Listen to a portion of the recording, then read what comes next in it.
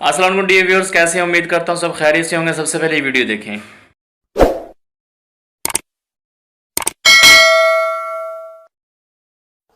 किसी को नींद ना आती हो, इसको ज़बा करके इसकी वो आंख जो बंद होती है ना, ये पहन ले, किसी कपड़े वगैरह में लपेट के पहन लेगा ना, तो अब इसको नींद आ जाएगी।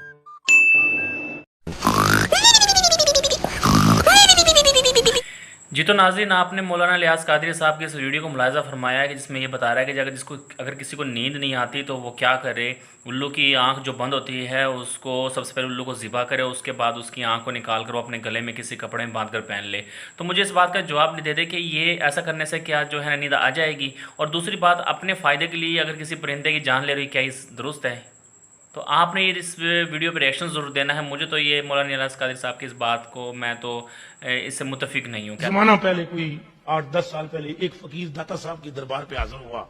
जी तो नाज़रीन, मौलाना साहब जो है ना अभी बोल रहे हैं कि ज़माना पहले, यानी कि ज़माना पहले से मुराद ऐसे लगता है कि सदियों पहले की बात बता रहा हूँ, 5-10 साल पहले की बात कर रहा है। तो मुझे ये ज़माना पहले की बात जो है ना और ये 5 साल या 10 साल पहले की बात, मुझे तो यही इसके बाद से इख्तलाफ है कि आगे क्या कहानी सुनाने वाला है। रात का टाइम था, 3 बजे का टाइम। उस फकीर को दाता साहब जहर बजहर मिले, तो दाता साहब ने उसे कहा कि कसीदा गोसियां सुना। वो फकीर हैरान रह गया कि ये कौन बंदा है। पहले उस फकीर को समझ नहीं आई कि यही दाता साहब है। अगर उस फकीर को नहीं पता कि ये कौन बंदा है तो उस फकीर को ये कैसे पता चल गया कि यही दाता साहब है? Point to be noted. ये सिर्फ कहानी है और कुछ भी नहीं है। ये सिर्फ कहानियां बनाकर जो है ना हमारे दीन को ख़राब कर रहे हैं। दुर्वेश ने, फकीर ने अर्ज की, हुजूर इतना बड़ा कर्म आपने फरमाया कि आप कब्र अतर से बाहर निकल के आए और आपने मुलाकात की। कहा ऐसा आजिज होकर आया है, उठ के बाहर निकल के हम मिले हैं। यार मुझे एक बात की समझ नहीं आई, जहाँ पर बात जो है ना गहराई में लाकर जहाँ पर बात समझने की होती है वहाँ पर मौलवी सारा जोर क्यों लगा देते हैं? मतलब इतना ज़ोर से बोलते हैं कि समझ में नहीं आते कि आगे इसने बोला क्या है। मुझे तो इसकी लास्ट वाली बात समझ में नहीं। अगर आपको समझ में आए तो आप लाजमी कमेंट में मुझे बताइएगा। 4 साल की उम्र गौस पाक की, दरवाजे पर बैठे एक फ़कीर आया। उसने कहा अस्सलाम वालेकुम शेख अब्दुल कादिर। गौस पाक फरमाते हैं वालेकुम अस्सलाम व रहमतुल्लाह, वालेकुम अस्सलाम व रहमतुल्लाह। फ़कीर ठहर गया। उसने कहा शेख अब्दुल कादिर। मेरा सवाल यहाँ ये बनता है कि वो 4 साल का बच्चा है तो उस फ़कीर को कैसे पता चला कि ये जो है गौसे पाक है या ये शेख अब्दुल कादिर जिलानी है? का क्या बात? मैंने 1 मरतबे सलाम किया और आपने 2 मरतबे जवाब दिया। गौस पाक फरमाते उसकी वजह यह है 5 साल पहले भी तुम इधर से गुजरे थे। उस वक्त मैं अपनी माँ के पेट में था।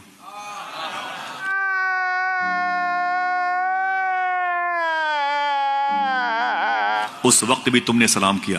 तेरे सलाम को मेरी माँ ने नहीं सुना। मैं अपनी माँ के पेट में होकर सुन रहा था। मैंने सोचा गौसे पाक की जो वालदा है वो जो दरवाजे के साथ ही बैठी रहती थी। मतलब इतना बड़ा घर है कि उसने दरवाजे के साथ बैठना और उसने देखना है कि जो फ़कीर जो सदा लगाएगा वो दरवाजे के पास आएगा। क्या जो फ़कीर की आवाज़ है इतनी बुलंद थी कि वो जो माँ के पेट में गौसे पाक उसने उस बात को सुन लिया? मैं अल्लाह के जो प्यारे हैं मैं उनके ऊपर तो मैं बात करना ही नहीं चाहता, उन्होंने वाकई दिन के लिए काम किया। लेकिन ये जो मुल्ला हज़ारात हैं जो झूठ बोलते हैं, अपनी तरफ से मन घड़त कहानियाँ बनाते हैं, ये सरासर उन लोगों पर इल्ज़ाम लगाते हैं दिन काम किया है। उन्हें पता है कि उन्होंने कब्र से वापस तो आना नहीं है। आखिर उन्हें अपना बारे में बताने के भाई तू क्या मेरे बारे में उल्टी सीधी बात कर रहा है। तो ये सारी की और क्या इस बात को आप एक्सेप्ट करते हैं कि एक बच्चा जो माँ के पेट में है, जो अभी जिसके अभी अज़ाब भी कंप्लीट नहीं हुए, जो अभी तक सुनने और जो है ना बोलने के काबिल भी नहीं है, तो वो किस तरह माँ के पेट में सुन सकता है और सलाम का जवाब दे सकता है? तो ये जवाब दूंगा तो मेरी माँ डर जाएगी। आज मैंने 2 मरतबे जवाब देके पिछला हिसाब चुका दिया हूँ। शाबाश बेटा। दूंगा का अपने जैसा कर दो। वाह। अब वो हाजी बाकी बिन रहमा देखने लगे और भी मुरीदिन मौजूद हैं। फरमा तूने बड़ी बात कर दी। कहा मैंने नहीं कहा था, आपने कहा मांग, और बार बार कहा तो मांग लिया, अब दे दो। चलो भाई देखो अब मैं क्या करता हूँ। कहा ठीक है, उजरे में आप बुला लिया उन्होंने कमरे में। उजरे में ले गए। आपने उसी नान पे जो आपका मुरीद था उसको सीने से चिमटाया।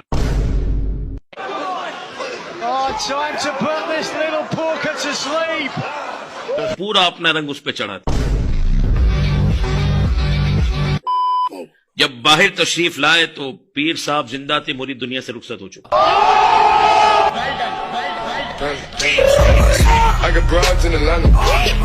मैं यहां तवज्जो दिलाना चाहता हूं کہ اللہ کے ولی کی تجلی وہ برداشت نہ کر سکے؟ جی تو ناظرین، ساری کی ساری من گھڑت کہانی، ساری کی ساری بنائی ہوئی باتیں، کہیں بھی سچائی کا جو ہے دامن نہیں ہے، کہیں بھی ایسا نہیں لگتا کہ یہ سچ بات بیان کی جا رہی ہے۔ یار ایسے کیسے ہو سکتا ہے کہ ایک بندہ جو ہے اپنے مرشد کے لیے سب کو فری کا کھانا دے، اور وہ اپنے مرشد سے خواہش رکھے کہ میں آپ جیسا بننا چاہتا ہوں، اور اس کا مرشد جو ہے نا جلالی میں آ کے اس کو اپنے گلے سے لگا کر اس کو راکھ بنا دے، اس موت کی نیند سلا دے، اور اس کے بعد آگے سے یہ بیان کیا جائے کہ وہ اپنے مرشد کی تجلی میں مرشد نے اتنی تجلی سے گلے سے لگایا کہ وہ برداشت نہ کر سکا اور وہ فوت ہو گیا، وہ مر گیا۔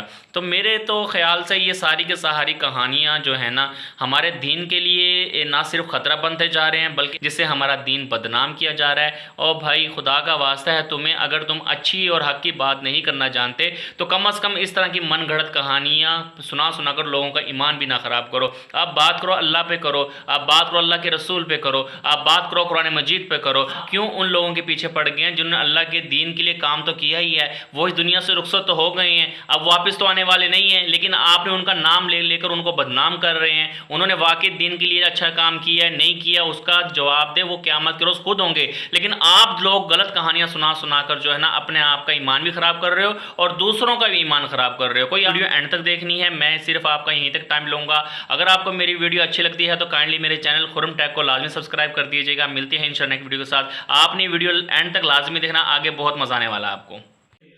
تو جب اللہ کے محبوب صلی اللہ علیہ وسلم اور حضرت صدیق اکبر جب ہجرت کر کے غار ثور کی 3 راتیں گزار کر جب مدینہ پاک آ رہے تھے تو تمام مورخین نے، سیرت نگاروں نے لکھا، چادر دراز کر کے کہتے ہیں کہ میں غلام و آقا یہ ہیں، مصطفیٰ کریم نے ایسا رنگ چڑھایا تھا کہ جو اہل مدینہ استقبال کے لیے کھڑے تھے نا وہ پہچان نہ سکے کہ ابو بکر کون ہے، مصطفیٰ کون ہے۔ ابو بکر عمر عثمان و علی جیسا ہے ہی کوئی نہیں، تو اڈے سارے بابے دے شاہی کوئی نہیں، تیرے بابے مر جائیں، بلکہ مجھے کہنا چاہیے کتے کی موت مر جائیں کہ رسول اللہ کی گستاخیاں ہو رہی ہیں اور وہ تماشا دیکھ رہے ہیں، کیونکہ وہ کر سکتے تھے۔ امت کا کوئی قصور نہیں، امت بیچاری کچھ نہیں کر سکتی۔ انہوں نے ریٹائرمنٹ لا لی بابیا نے، پہلے بم پھڑ دے سن قبر تو نکل کے ڈائیو لگا کے جی راوی دے پل تے